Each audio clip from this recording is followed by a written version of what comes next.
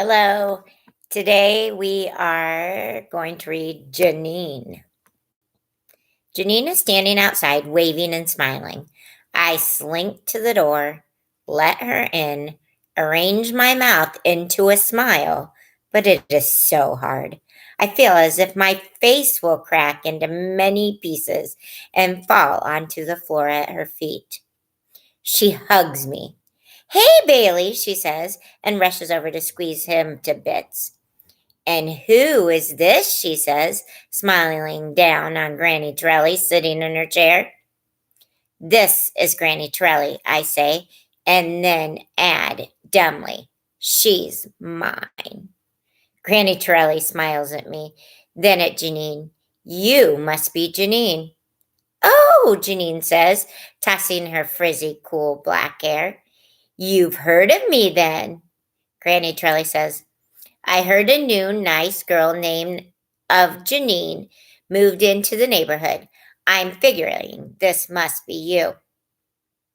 Janine beams at Granny Torrelli. That's me, she says brightly. It's all I can do to keep my inside tiger from jumping out. I take a couple of deep breaths and try to stay calm. We're making pasta, I say. Really? She draws the word out. Really? As if making pasta is the most extraordinary thing she's ever heard of. People really make pasta? That's so fascinating. Like, how do you do it? Granny Torrelli glances at me quickly, checking to see if my tiger is in rain, maybe. Granny explains to Janine about the flour and the eggs and the dough. But before she can finish, Janine interrupts her. Oh, this is so extremely fascinating. And I am thinking I will die if she stays to help us. I want to tie her up and throw her out the window. Bailey is standing there, smiling a smile at everyone. His hands are still in the dough bowl.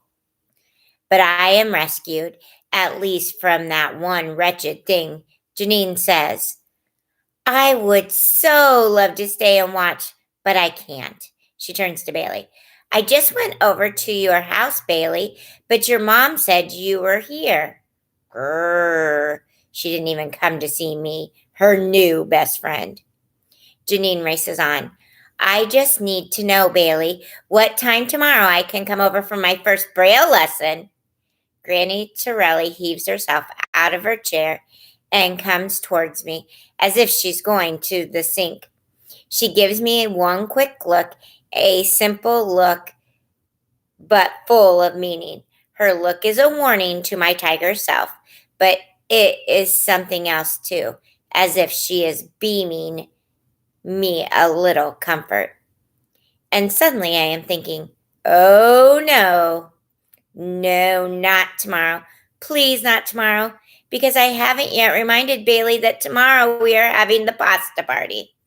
Today we will make the pasta and the sauce, and tomorrow we will put it all together, me and Granny Torrelli and Bailey and Carmelita and my mom and my pop.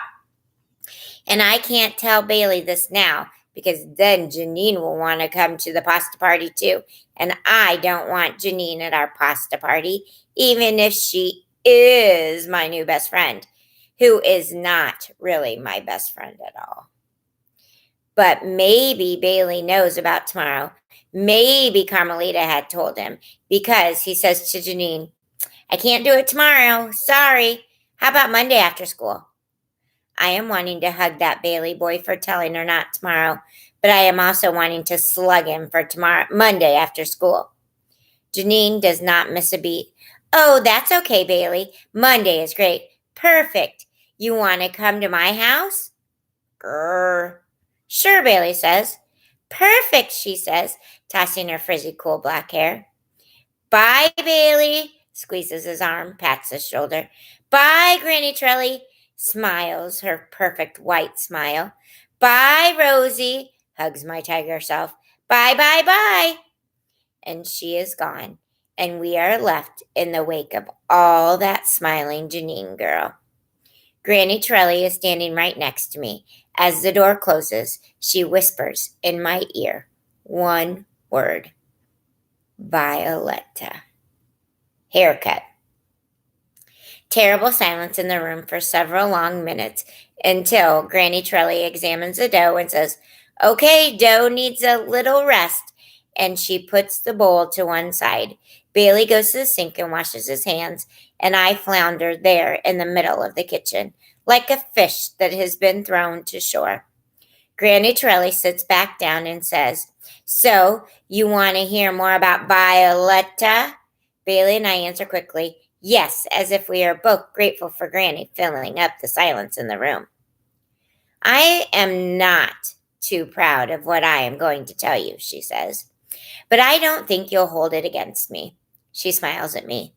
"So there is Violetta with the long, beautiful hair gushing over my Pardo, and there is Pardo like her little slave, helping her carry this and that, and I am turning into a monster, so mad at both of them." Granny Torelli leans forward, lowers her voice as if what she says is about to be a secret. "So one day I get that Violetta alone and I ask her if she isn't hot with all that heavy hair hanging down her back. She says, 'Well, a little.' And I tell her that I bet she would feel so much better if she chopped off all that long hair.